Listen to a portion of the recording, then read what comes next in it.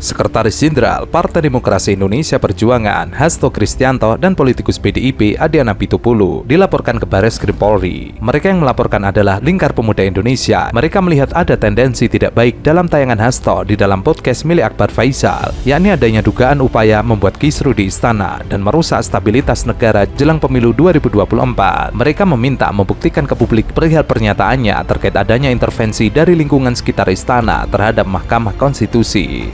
Pada tanggal 17 Oktober 2014 makan siang habis Jumatan hanya bertiga, Ibu Mega, Pak Jokowi dan saya. Pak Jokowi menanyakan kepada Ibu, saya tanggal 20 Oktober nanti akan dilantik, apakah ada arahan dari Ibu? Ibu bilang gini, Dek, ini pesan dari bapak saya dan juga dari pengalaman saya. Jangan lihat istana dari sisi terangnya, dari sisi gemerlapnya, tapi kenali sisi gelap kekuasaan itu. Lalu Pak Jokowi nanya, sisi gelap ini kok menapa, Bu? Dijelaskan, itu yang namanya presiden sebagai simbol dari bangsa dan negara Indonesia dengan memegang kekuasaan sebagai presiden. Itu kalau bisa untuk urusan kekuasaan, untuk urusan kepentingan, mohon maaf, kata Ibu, kalau perlu menjilat pantatnya presiden.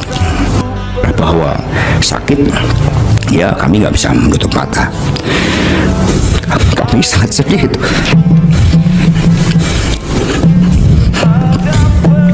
Ibu Mega itu mengawal Pak Jokowi.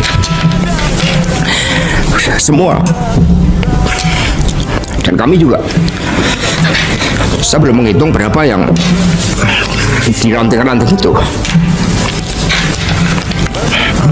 Ketika bertemu dengan saya, kenapa bisa seperti ini? Saya hanya bisa memberikan penjelasan bahwa manusia bisa berubah oleh sisi-sisi gelap kekuasaan.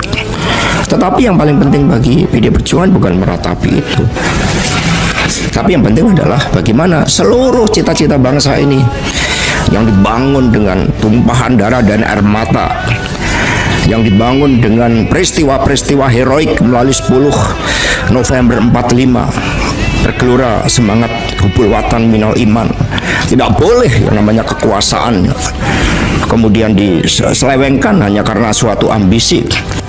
Seorang pemimpin punya tugas mempersiapkan siapapun yang menjadi calon penggantinya. Hasto menyebut istilah Mahkamah Keluarga. Hal ini jelas menjurus kepada Presiden Jokowi meski memang tidak menyebut nama. Ketiga, ucapan Hasto yang seolah-olah menjelaskan bahwa Menteri Sekretaris Negara Pratikno yang berhubungan langsung dengan Hasto, di mana Pratikno dikatakan Hasto menangis saat menjelaskan kondisi adanya intervensi di sekitar Istana Negara yang terjadi dan dirancang sejak lama. Padahal saat ditanya oleh Akbar Faisal, komunikasi tersebut terjadi atas pertemuan atau tidak, ternyata jawaban Hasto melalui WhatsApp. 3 poin tersebut yang dikhawatirkan bahwa adanya dugaan atas upaya merusak kredibilitas Presiden Jokowi jelang akhir masa jabatannya. Selain itu, ada dugaan membuat adu domba di sekitar istana antara Menteri Sekretaris Negara Pratikno dengan Presiden Jokowi atas tendensi redaksional yang disampaikan Hasto dalam tayangan podcast tersebut. Mereka meminta menunjukkan bukti adanya intervensi yang telah dirancang sejak lama, intervensi di MK, dan tanggung jawab atas pernyataan yang disampaikan oleh Hasto Kristianto. Bukan cuma itu, pihaknya juga bakal melaporkan Adiana Pitupulu atas adanya dugaan pencemaran nama baik Presiden Jokowi yang menyebut adanya keinginan seorang yang meminta rekomendasi gubernur dikasih,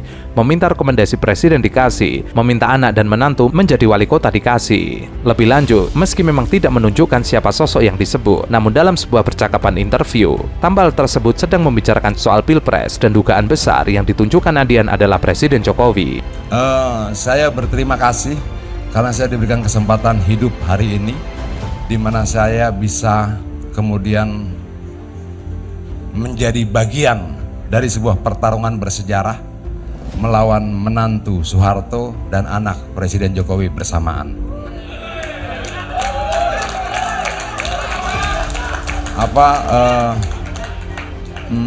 Saya sedih ketika kemudian Gibran ke sana.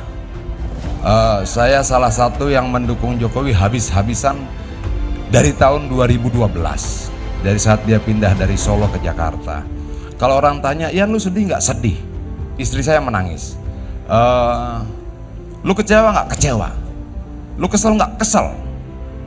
Kalau misalnya gue ketemu Presiden Jokowi, gue pengen nanya, kenapa sih? Kenapa gitu? Apa salah kita? Apa yang kemudian yang tidak menyenangkan dari yang kita lakukan yang membuat kamu seperti ini? Kira-kira seperti itu. Kalau bisa sambil goncang-goncangan tubuhnya. Ada apa gitu kira-kira gitu ya. Kenapa? Saya butuh jawaban. Dulu mau percaya tidak percaya, dia pernah menawarkan saya menjadi menteri, saya tidak mau. Berapa kali acara kita, dia tanya, Mas Hadian ada uangnya? Ada. Saya bisa cari, saya bisa kumpulkan dari teman-teman yang lain. Saya tidak terima apapun. Kenapa?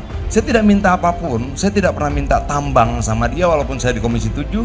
Saya tidak minta keistimewaan apapun. Saya tidak mau minta apapun dari Presiden Jokowi agar menjaga dia tetap menjadi presiden dalam bayangan kita seperti dulu, baik, benar, lurus dan sebagainya. Tiba-tiba berapa hari lalu saya seolah-olah diguncang-guncangkan, kenapa begini, lalu ratusan ribuan orang bertanya pada saya, kenapa Bang? Dan saya bilang, saya tidak punya jawabannya, saya tidak punya jawaban yang bisa saya pastikan. Sekarang kita bisa menduga-duga, oh jangan-jangan karena ini, segala macam, tapi jawaban pastinya harus saya dapatkan dari mulutnya Presiden Jokowi sekali, langsung. Saya menanya sama dia, kenapa Pak Presiden? Apa yang membuat kamu kecewa? Apakah 3 periode? Apakah ada yang lain, atau mungkin kamu tidak suka sama saya, atau apa? Ya ngomong aja, gitu loh. Kita hidup di masyarakat yang sangat majemuk, berbeda-beda. Belum tentu kemudian Pendi harus suka sama saya 100%, nggak bisa. Saya harus suka sama Adi 100% juga nggak bisa. Kita manusia punya banyak kekurangan. Kita bisa kemudian belajar saling menerima perbedaan, kekurangan dan sebagainya. Ya. Tapi ya mungkin ini jalan sejarah. Kalau memang ini jalan sejarah, ya tidak apa-apa. Lebih lanjut, mereka juga meminta bukti di mana dan siapa yang meminta rekomendasi tersebut. Padahal suara hasil pemilu dari beberapa pilpres menjelaskan bahwa adanya Jokowi efek yang mendulang suara dari partai tempat Adian bernaung. Dua sosok ini, yakni Hasto Kristianto dan Adian Apitupulu, jelas melakukan adanya dugaan upaya untuk menciptakan kondisi yang bisa memicu stabilitas politik jelang Pilpres 2024 menjadi tidak baik dan membuat kisruh negara. Jika keduanya tidak bisa menunjukkan bukti terhadap apa yang dikatakan, maka besar dugaannya keduanya menciptakan fitnah kepada Jokowi. Untuk diketahui, politisi PDIP Adian Apitupulu mengaku sudah tidak lagi mengenal Presiden Jokowi saat ini. Adian mengaku Jokowi terasa berubah sebulan terakhir. Puncaknya ketika mengizinkan putranya Gibran Rakabuming Raka maju menjadi bakal calon wakil presiden mendampingi Prabowo Subianto. Ia tidak pernah membayangkan Jokowi seperti ini. Sebagai sesama kader PDIP, Adian mengaku kenal betul dengan sosok presiden yang sudah berada di partai berlambang bandeng itu sejak jadi wali kota Solo. Ia berpikir dirinya bisa menduga, oh kalau Jokowi habis bergerak seperti ini, kan bergerak seperti ini. Kendati begitu, Adian menyadari ada yang berubah dari cara berpikir dan sikap Jokowi. Puncaknya ketika Gibran pada akhirnya bisa maju sebagai cawapres Prabowo. 1 bulan terakhir, dirinya berpikir tidak mengenal Jokowi sama sekali. Ini bukan Jokowi yang dulu diperjuangkan.